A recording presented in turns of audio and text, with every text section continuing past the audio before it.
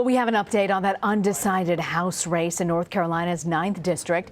Republican Mark Harris had wanted his victory to be certified, but a judge today refused to do that.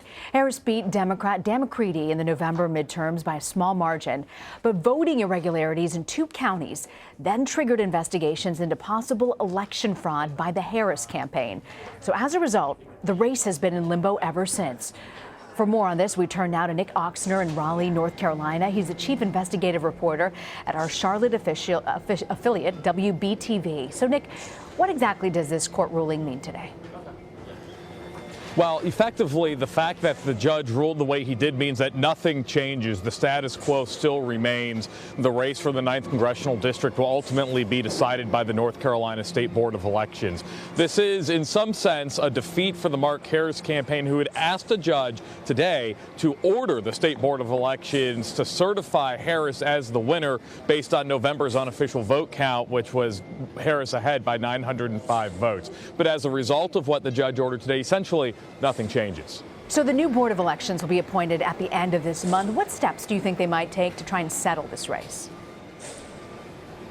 Yeah, the state board staff that's still on the job now has been very clear. The state board, the new state board, will be appointed January 31st, and they expect to have a hearing into this matter very shortly thereafter. There was supposed to be a hearing initially in late December, and then it was rescheduled till January 11th. Well, by the time January 11th got around, there was no state board because it had been dissolved by a different court order. Well, so now we have to wait until January 31st because of the legislation passed by the General Assembly.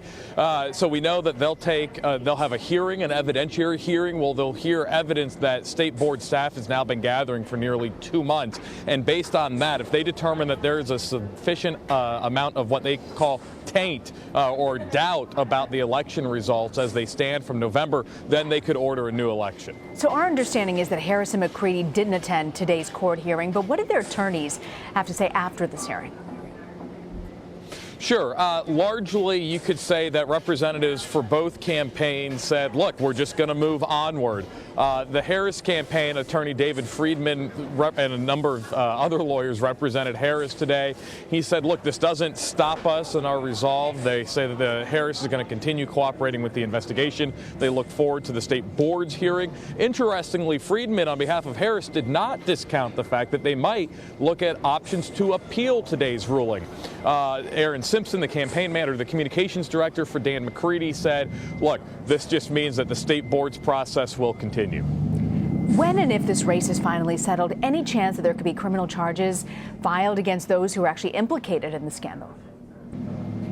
Well, sure, and I think we're a long way away from knowing when or if that will actually happen, but that possibility is certainly out there. One, the State Board of Elections itself has the ability to make criminal referrals to a prosecutor based on what evidence they gather. But separately from the State Board of Elections investigation, we know that there's an ongoing investigation by the North Carolina State Bureau of Investigation. And the Wake County District Attorney here in Raleigh has been leading an investigation that opened back in last January of 2018. So we know that criminal investigation could be done in the next 30 to 60 days as well. Nick Ochsman. Nick, thank you so much.